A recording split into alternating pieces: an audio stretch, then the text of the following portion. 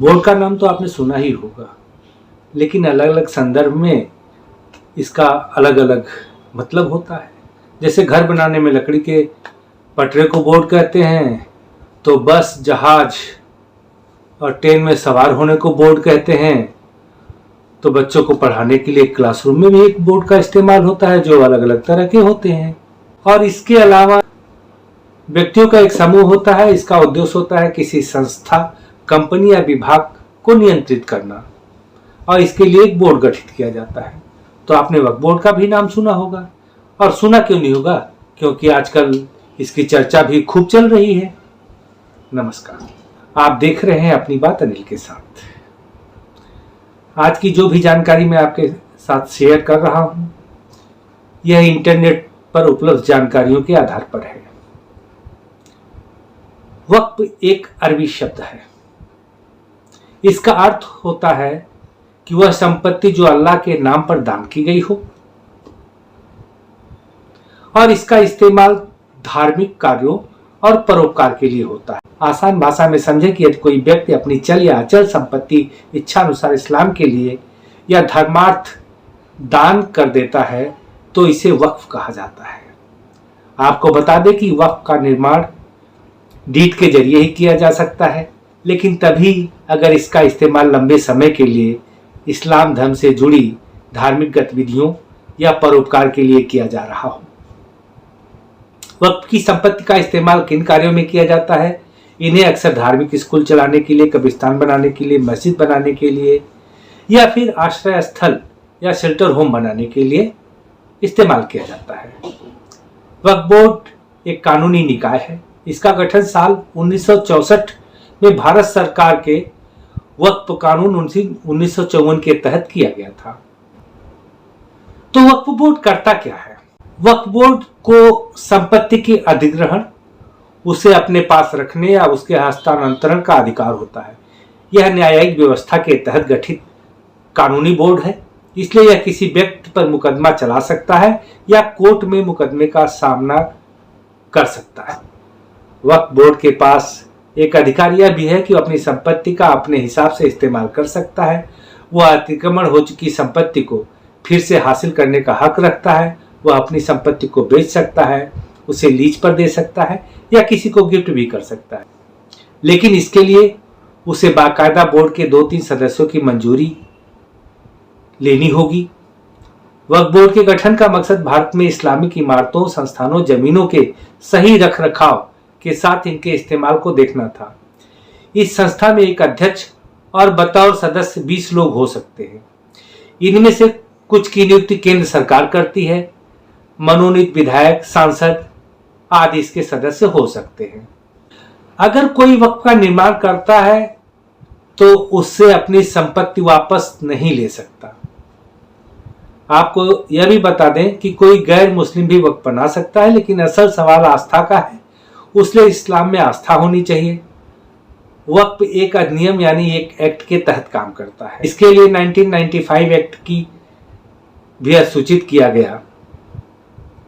वक्फ की संपत्ति का प्रबंधन जिसके जिम्मे होता है उसे मुतौली कहा जाता है। वही संपत्ति से जुड़ी जानकारी करता है, संपत्ति के दस्तावेजों को खंगालता है।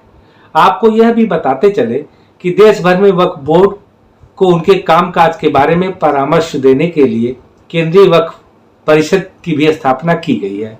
यह परिषद वक्फ बोर्ड को उनके प्रशासन से जुड़े सुझाव, परामर्श भी देने का काम करती है। इस परिषद की स्थापना 1964 में तत्कालीन केंद्र सरकार ने किया था। इसका हेडक्वार्टर यानी मुख्यालय नई दिल्ली में है और यह अल्पसंख्यक कार्य मंत्रालय के अधीन काम करता है। यह थी कहानी वक्फ बोर्ड के गठन की। अब उसके बाद आते हैं वक्फ बोर्ड पर कुछ आए दिन आरोप भी लग रहे हैं कि इसमें कुछ अनियमितताएं हैं। तो देश में लगभग हर राज्य के पास वक्फ बोर्ड है और इनके पास अरबों की संपत्ति है। उत्तर प्रदेश में यूपी शिया सेंट्रल वक्फ बोर्ड और सुन्नी सेंट्रल वक्फ बोर्ड है।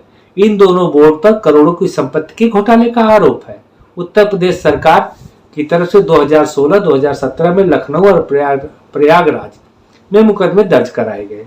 इसमें आरोप है कि संपत्तियों के हस्तांतरण में अनियमितता हुई है। बोर्ड सदस्यों ने अपने परिवारजनों के नाम संपत्तियों का हस्तांतरण किया।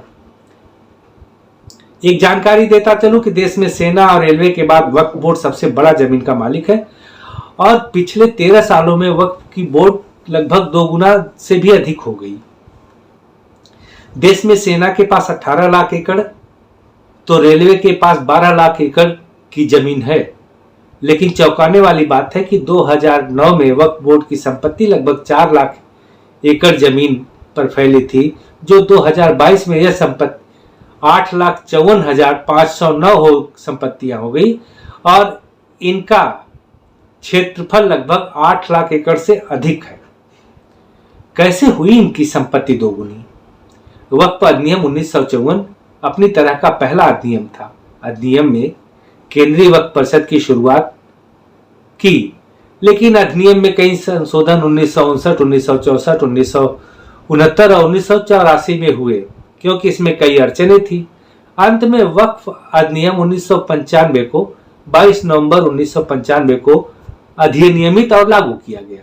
वक्फ एक्ट 1995 का सेक्शन 3R के मुताबिक कोई संपत्ति किसी भी उद्देश्य के लिए मुस्लिम कानून के मुताबिक पाक यानी पवित्र, मजहबी यानी धार्मिक या चैरिटेबल परोपकारी मान लिया जाए तो वह वक्फ की संपत्ति हो जाए।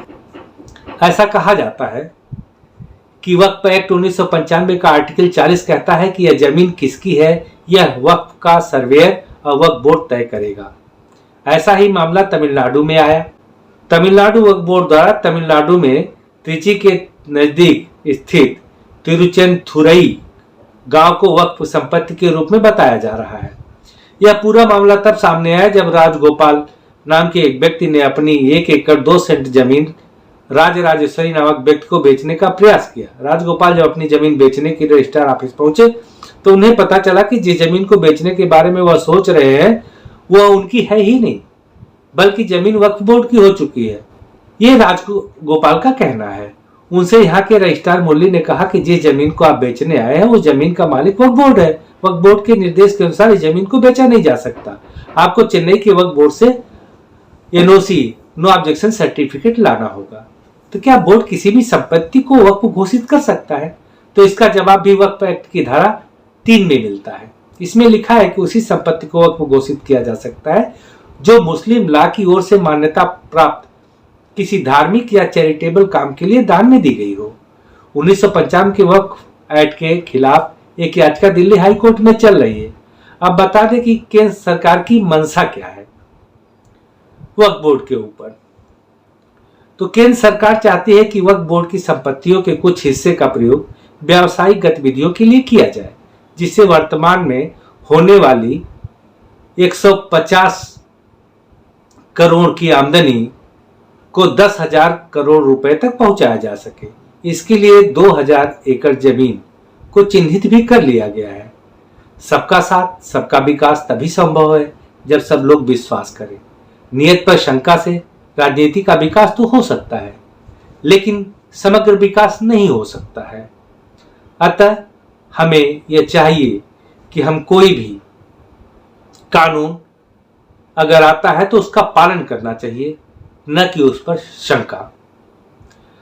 अभी अमानतुल्लाह खान दिल्ली में इनका भी एक घोटाला नजर आया है। अब कितना सच है कितना झूठ कहा नहीं जा सकता। वक्फ बोर्ड में 33 भर्तियां निकली थी, जिसमें 32 लोग किए गए और 32 लोगों में से 22 इनके विधानसभा क्षेत्र से है और 10 लोग बाकी दिल्ली से, और उसमें 5 इनके रिलेटिव हैं। भ्रष्टाचार कहां कहां नहीं घुसा है।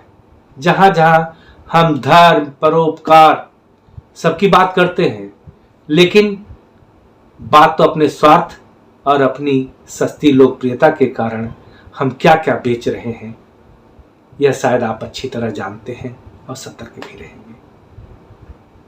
अगर वीडियो में कुछ जानकारी अच्छी मिली हो तो लाइक कर दें, ज़्यादा अच्छी लगे शेयर कर दें, बुरी लगे डिसलाइक भी कर सकते हैं। और कैसी जानकारी चाहिए आपको, क्या चाहिए आप लिखेंगे, मैं देने का प्रयास करूंगा। अगर चैनल पर पहली बार आए हैं तो चैनल को सब्सक्राइब कर दें। अभी के लिए बस इतना ही। नमस्कार।